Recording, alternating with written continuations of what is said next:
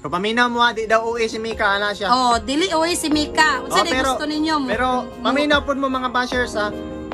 Wala po na extra sa kay mo moingon mo nga nag-objectify si Jeben. Kara-kara gani nuod pud mo. Anay nung dan ko ma-record. Wala gyud na hinungdan imong yoyo basta di na ma-record. Oh, lingkod diri. Lingkod. Lagi nung dan ko ma-record. Oh, lingkod diri. Gani na. Oh, dali lingkod diri. Sige, yaw di raw di man ta. Di man nato ang kinabuhi ato i-record para hinungdan natin gamit. Oh, sa may issue na. At least dili ato kinabuhi kung iyaw-iyaw perminti. Oh. Ang issue ani. Sige siya banha pa siya dres balay. Epektado siya aning naigi-post ang iyang amiga, dili na to panganlan ning amiga. Unsay post niya dire? Idol ta ka pero kung tinuod man galing sa imuha nagikan nga post base OA of the year ka na.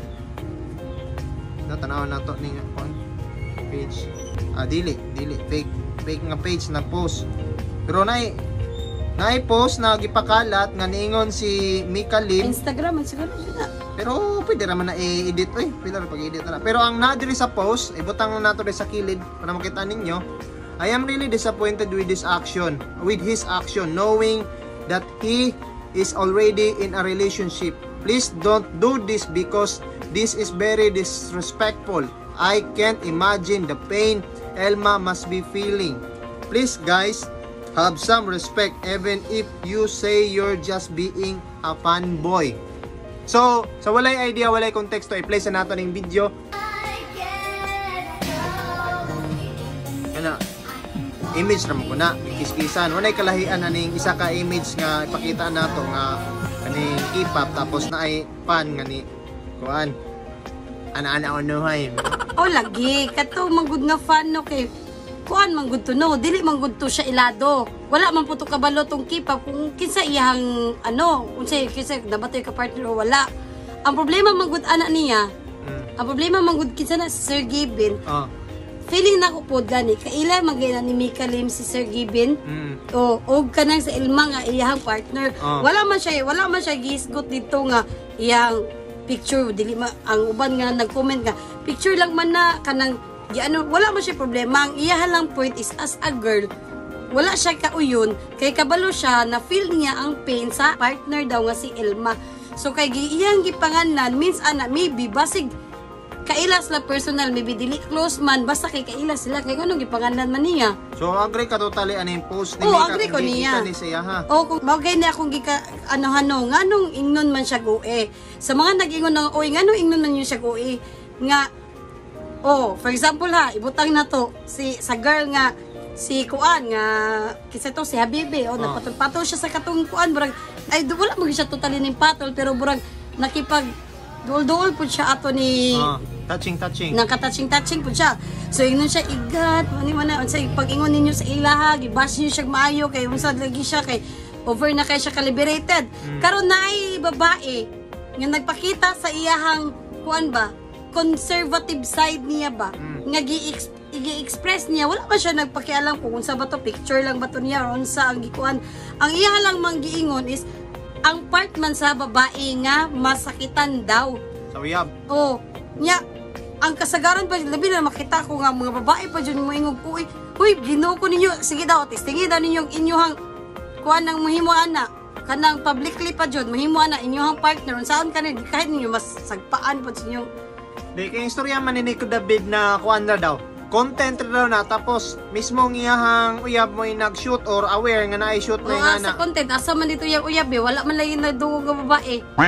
Ipapalagay na to give the benefit of the doubt sige na ay pagtugot ang uyab nga sige upload na go ahead kay maka-income man ta naman tayo nagtugot siya earning pero lagi ang kuan ba ang ipasabot niya ang feel magud na feel ba sa iyang bana ang feeling niya mismo or what if nga na lang siya okay na lang kay gusto sa iyang sa lalaki pero ang pain niya di ba wala jud mali sa giingon ni Mika kay ngano nagpakakuan na pud siya ba burag concern siya burag iya lang gidukol ang laki ba nga huy una-una ang nakay uyab una-una na nakay partner and respect sa imong partner ayaw pag-ingana kay ulo man na sa part sa girl ulo ikaw as girl ka siya gani magino kitnan mis nay babae gani no nga kung nay babae nga mo patol sa mga ana nga kuan magara-gara pug mo flirt pag apil sa boy nga naging ana. Ingnon day Igat. Ana, unsa na pagstorya sa mga basher. Karon kay na po'y babae nga nagpa-conservative na kanang concern siya sa unsay feeling sa partner. Ingnon na hinog asa naman lang jud mo lugar. Unsa naman jud lugar sa kalibutan. Taga-Kogon man ko, ma'am. Taga-Kogon man eh. Hindi taga-Kogon gatri. Pero ako mukuan lang ko. Sa katong mga naga-comment nga dili about aning sa kay Mika, katong naga-comment ba nga ang gihimo daw ni Jben daw kay objectify daw siya, nag-objectify siya og babae. Nang gipagnasahan ba? Alangan na amang jud lalaki guna no. So dili ka kaingon nga ay okay ra to sa girl sa iyang GF. O okay lagi. When it comes to okay na lang. Gara-gara. Ay kung mingon kita objectify murag taas na sa tanan babae nga siya may napili. Di kay mo lang to natripan niya. Example. Si ikaw daw, pagkaroon ka nga siya man pretty man jud siya tinuod. Nganong dili dagan mag pretty dira pero sa dili katong sa ilaha jud sabi ni jud isa jud siya sa pretty face. Ginatanaw lang kada individual na naw. Pero kung point dira, exas ra kayo kung ingnon dayon nga nag-objectify si Jben sa kato lang content. Mo agree isa ko may sa naingon nga nag-objectify dingon siya. Dili katong mga wala kay siya nag-ingon objectify dili no. na gani about sa ano sa mga naga-comment ba mga bashers nga mo bash mo diin kay Jben nga nag-objectify o era po kay na mo ingon nga nag-objectify si Jben kay gara-gara ra to ilang content komedyante na siya. Ang nag-objectify parang anang ginahimo ni Vice Ganda nga mo siya biso kay tungod lang siya ang host. Sikat siya, murag dili makadili ang katong mga nadra with the respect na lang sa iya bisag siya wala na respect ang gipakita isa kay face to face na. Objectify ang pagkuan. Ano na pagpanggunit kanang medyo nag-chancing na gid ba? O sa may chancing na picture na video ra man na.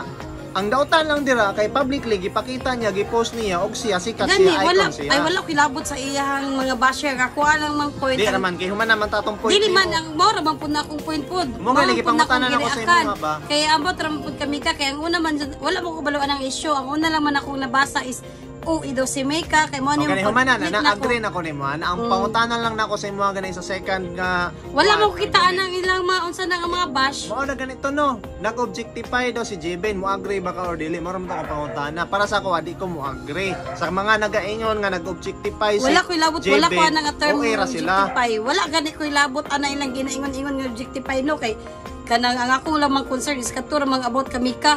Okay. Wala unsa na ilang giingon nga objectify nga maghimo pa man sa laing term nga mao naman na dira Mao naman na issue ni Mika, mao naman na iyang gusto ipaibalo or iyang gipaglaban nga so paminaw mo di daw uwi si Mika ana siya. Oh, dili uwi si Mika. Unsa di gusto ninyo? Pero paminaw pud mo mga bashers ha.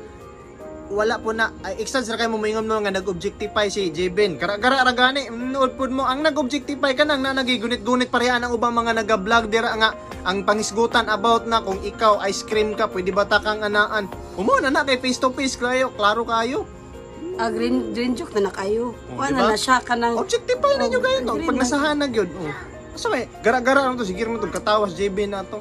Tama na.